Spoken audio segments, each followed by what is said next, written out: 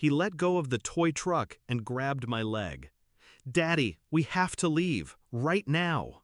Words that didn't fit an afternoon at the park. No reason, no panic, just a pull, a grip that arrested my heart. I looked around, kids playing, laughter, sunshine on swings. "Why, buddy? What's wrong?" His finger trembled as he pointed to the ice cream truck. I followed his gaze and froze. The vendor stood behind the truck, face turned away, shifting weight, like they knew I was watching. Too deliberate. I crouched beside my son, voice low. "Let's go home, okay?" He nodded, eyes wide. Silent alarm roaring in his chest. I clutched his hand and walked backward, watching the vendor's reflection in the truck window. The man's gaze held mine, a flicker of recognition. Or threat. We exited the park without a word between us. By the car, I paused, hand on the door handle. One last glance. The vendor turned on the truck's engine, its bell jingling mockingly. At home, I buried us in routine. Lunch, nap, calm. But my smile was brittle. The ice cream bell haunted me. He didn't cry, but he asked, "Daddy, was that guy bad?" I said, "He was just tired." Truth hid behind lies for now. But I saw it, that flicker in my son's eyes. Trust fractured. That night, searching for answers, I found texts on my wife's phone. Date, the park day. She'd canceled lunch plans abruptly. New message, changed mind, going to the park, be back later.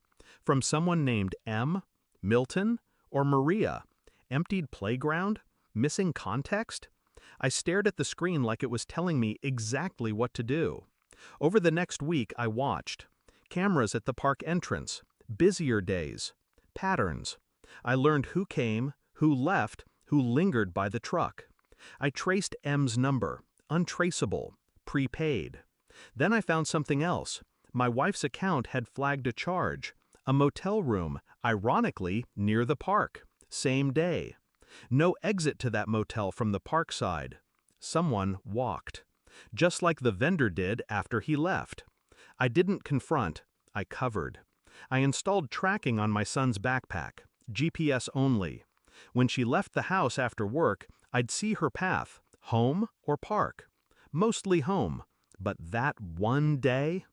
I did nothing. I followed the breadcrumbs. Late night, maps showed her at the park entrance, walking the opposite direction, toward that motel. Not returning with our son, but alone. My phone buzzed, tracker pinged, her car in the motel lot. I drove there directly, waited in the car, cold engine, colder heart. Watching. Him and her through window glass. Touching, faces close, laughter quiet but clear. Inside, she spoke words I'll never forget. "It's just been lonely since." Her voice cracked, apology hidden within confession. I didn't watch more. I left quietly. At home, I waited, sat at the kitchen table when she walked in, keys in hand.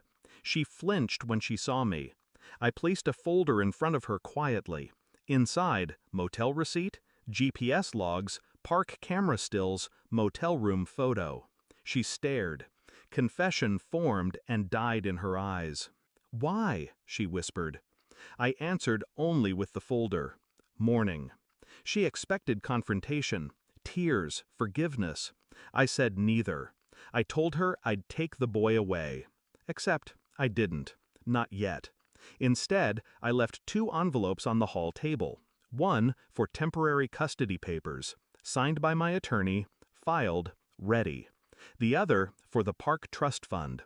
I'd cut it in half. She could keep her share, but only if she left town. Far.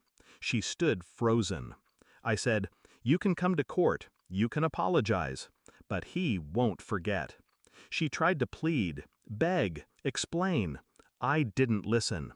I grabbed my son's backpack, leaving the envelopes behind.